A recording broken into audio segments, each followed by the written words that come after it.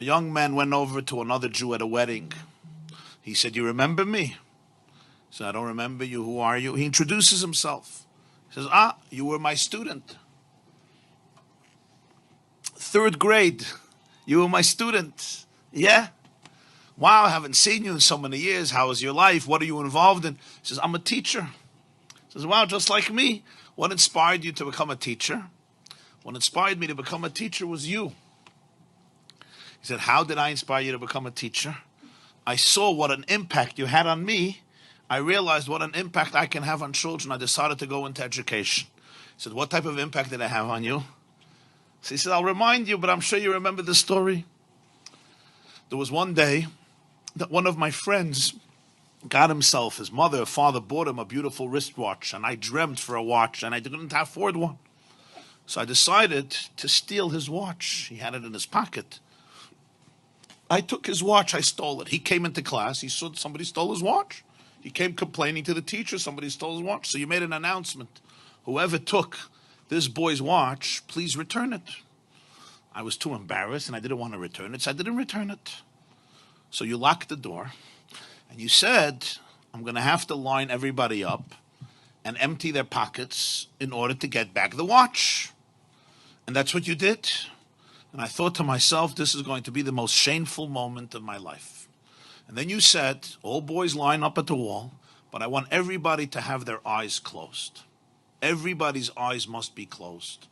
And you went from pocket to pocket, and everybody's eyes were closed. And then you came to my pocket, and you found the watch, and you took it out, and you went through everybody's pockets with everybody's eyes closed. And then you said, "Okay, everybody can open their eyes." You gave the watch back to its owner, and you never ever said a word to me throughout the entire year. You never mentioned the story. You never mentioned the episode. And when I thought to myself how you saved my dignity that day, instead of being stereotyped as a ganev, as a thief, as a shakran, as a liar, as a no-goodnik, as a despicable child, you really saved my soul. You saved my dignity. And you never mentioned a word, not only to anybody else, not only to the owner, but even to me. It happened, it's over. I understood the message. And when I looked at that, I saw it. I said, wow, this is what a teacher is. This is what a real educator is. This is what I want to do with my life. And therefore I went into education. The teacher is listening to him and he says, wow, that's amazing. That's really amazing. But he says, "But Rebbe, you don't remember the story? Like when you see me and you hear my name, I'm sure you remember the story that I stole the watch and what you did, and you didn't want to embarrass me, so you had everybody's eyes closed." And I'm the person, he says, "Actually, I don't know. I wouldn't know. I wouldn't know the story." He says, "Why not? Like, it's a pretty dramatic story." He said, "Because I also closed my eyes."